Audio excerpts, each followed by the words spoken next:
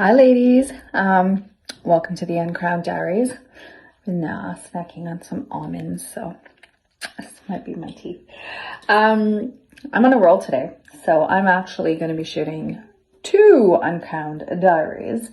The first one is on national costume. So, a lot of girls get really nervous about national costumes, and actually this year they did something different. They actually made it one of the fast tracks. So in previous years, the way it's worked is, they say, get a national costume, and it should represent what you believe is representative of Canada. And of course, different people have different ideas of what that looks like.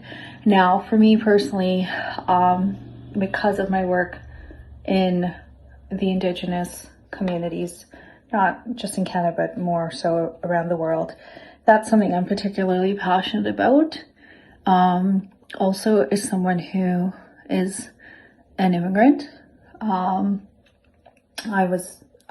parents I came to this country. I'm a first generation immigrant, so that's something I identify with as well. So for me, that had meaning. And my husband, and again, I'm going to preface this by saying that there's nothing wrong with your choice. Whatever resonates with you, it's important to you, do that. But I'm trying to make a point for it having to resonate with you, and not necessarily something that just looks good and you're trying to throw some meaning at it. Okay, so that's what I'm getting at here. So my background is quite mixed. I'm part Middle Eastern. I grew up in Kuwait, in a very tiny country in the Middle East, and there was a war there. So when I was 9 years old, and then another one when I was 13. But that's part of the definition of who I am, right? That's like part of my lived experience. And in terms of culturally, I have 4 grandparents, and each of my grandparents is from a different part of the world. So, I have like pockets of culture. And on top of all of that, I choose to live part of my life in Thailand, part of my life in Mexico because of the work I do, and part of my life in Vancouver, Canada. And because of the extensive studying I did, which was more on the East Coast, I have a connection to my family living in Montreal, and a little bit of love for the East Coast, a lot of love for the East Coast as well. So, there's different things that resonate with who I am as a person. And my husband, his background, he's Canadian, he's born and raised here, but his background is Trinidadian. And so, for those who don't know, the Caribbean culture, they celebrate something called Carnival.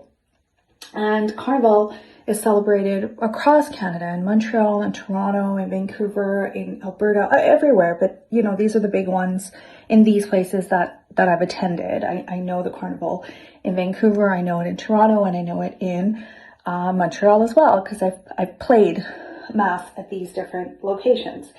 Now, for me, if you're just looking at costumes, right, there are these gorgeous costumes that get made at Carnival, right, with the feathers, and they're beautiful, and they're ready-made, they're ready to go. So you can go to Carnival, you can use your costume, and then you can take that costume right onto stage and use it. Now, there's actually a couple of contestants this year that are going to be using the Carnival costumes, but they're involved with the Carnival, to my knowledge. They're the queens of Carnival.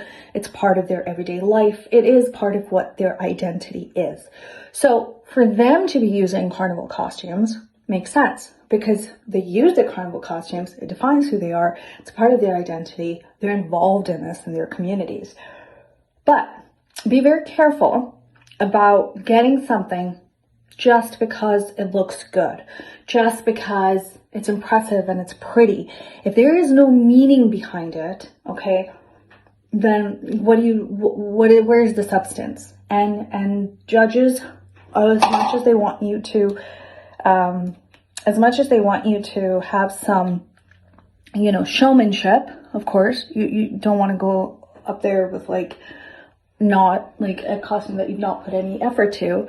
But if you go ahead and make a costume that's beautiful, or get one made but has very little meaning to it, that's going to come out, that's going to show. Okay, so make sure your costume means something to you. Make sure it's something that resonates, so that when you're wearing it on stage, when you're representing yourself, when you're talking, you come out on stage and they announce your costume, and they tell the audience in a few short sentences what it's about, that it has meaning. Not just, hey, I decided to wear this really pretty costume on stage that's full of feathers because, hey, it looks good, and I'm gonna just kind of try and weave the story into what this means to me. That will show. Your lack of authenticity will come out. So do be careful when you're doing that. Substance and authenticity, lead with that. And then, of course, have a beautiful costume.